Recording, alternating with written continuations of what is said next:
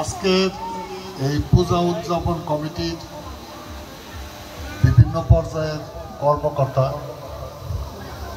সর্বস্তরের কর্মকর্তা, আমার সফরসঙ্গী লাউহাটি ইউনিয়ন বিএনপির সম্মানিত সাধারণ সম্পাদক সহ বিভিন্ন পর্যায়ের নেতৃবৃন্দ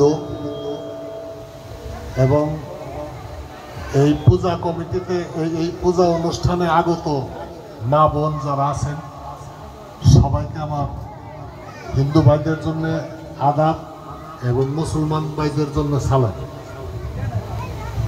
আমরা আসলে এখানে আসছি দুটো উদ্দেশ্যে। একটা, আমরা এই পূজার আনন্দটার অংশীদার হওয়ার জন্য আসছি, আর আরেকটা হলো আমাদের দলীয়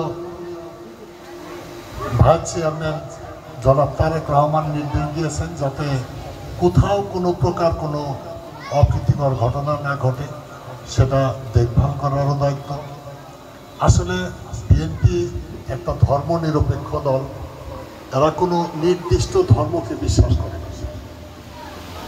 বিএনপির মধ্যে কে হিন্দু, কে মুসলিম, কে বৌদ্ধ, কে খ্রিস্টান, এটা আমরা ছোটবেলার থেকেই কখনো কিছু মনে করি না। আমরা একসাথে লেখাপড়া করছি, আমাদের সাথে যে সমস্ত হিন্দু ভাই বোনেরা পড়ছে আমরাও তাদের সহপাঠী বন্ধু। যে সমস্ত টিচার আমাদের পড়াইছে তাদের কিন্তু আজ আমরা ভুলতে পারি না। যে সমস্ত হিন্দু টিচাররা মারা গেছে বিশ্বাস করেন যে বুকটা এখনো কাঁদে, এটাই কিন্তু বাস্তবতা। আমরা যে যে ধর্মেরই হই, ধর্মটা যার যার ধর্ম তার কাছে ঠিক আছে, কিন্তু দেশটা আমাদের সমান, আইন সবার সমান, নাগরিক অধিকার সমান। কাজে আমরা সবাই ঐক্যবদ্ধভাবে একে অপরের বন্ধু হিসাবে আছি এবং থাকবো, এটাই স্বাভাবিক। আর পূজা উৎসবে এসে আসলে অন্য কোনো কথা বলা উচিত না, তারপরেও যেহেতু আসছি, আমি দীর্ঘ প্রায় 13 বছর নাগরপুর থানা বিএনপির যুগ্ম আহ্বায়ক হিসাবে দায়িত্ব পালন করেছি। বলতে পারেন যে পুরা বোঝাটাই আমার মাথায় আমি সামাল দিয়েছি। আমি ঢাকা নিউ মার্কেট থানা যুবদলের সভাপতি ছিলাম, স্বেচ্ছাসেবক দল সেন্ট্রাল কমিটির ভাইস প্রেসিডেন্ট ছিলাম, টাঙ্গাইল জেলা বিএনপির সদস্য ছিলাম, অনেক জায়গায় অনেক গুরুত্বপূর্ণ ভূমিকা পালন করছি।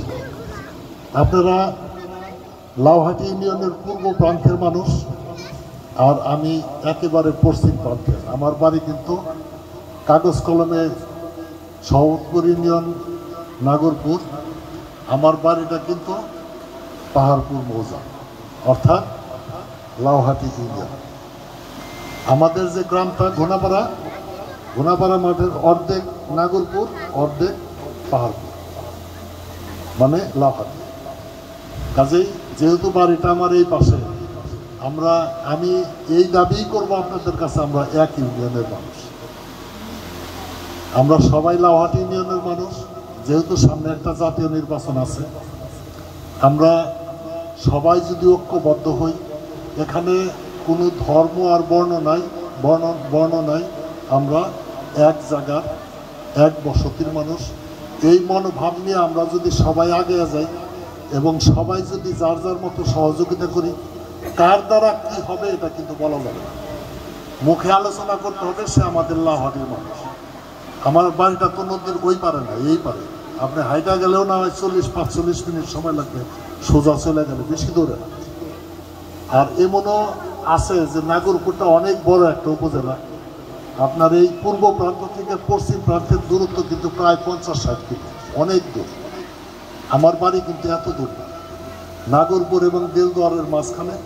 আপনাদের গাড়ি নিয়ে কষ্ট করে যেতে মানে গাড়ি বন্ধ থাকলে হাইটা যেতে পারবেন।